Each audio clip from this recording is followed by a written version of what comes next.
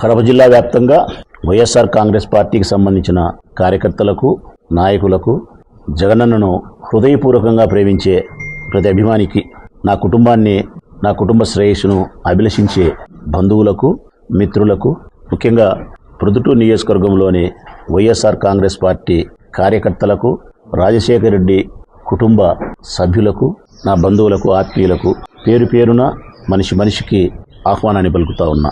ఈ నెల 5వ తారీఖున మన ప్రొద్దుటూరులోనే వైవీఆర్ కళ్యాణ మండపం ఎదురుగా, అంటే ఎర్రగుంట్ల బైపాస్ రోడ్డు, రైల్వే స్టేషన్కు దగ్గరగా, అక్కడ ఒక ఓపెన్ ప్లేస్లోనే నా కూతురు యొక్క మ్యారేజీ రిసెప్షన్ ఏర్పాటు చేయడం జరిగింది. 5వ తారీఖున ఉదయం 10 గంటల నుంచి ప్రతి వైఎస్ఆర్ కాంగ్రెస్ పార్టీ కార్యకర్తను, మిత్రుడిని, స్నేహితులను, సోదరిని, వ్యాపారస్తులను, డాక్టర్లను, లాయర్లను అందరినీ సాధ్యమైనంత వరకు పేరు పేరుగా మా కుటుంబ సభ్యులను కలుసుకొని ఆహ్వానించినాం.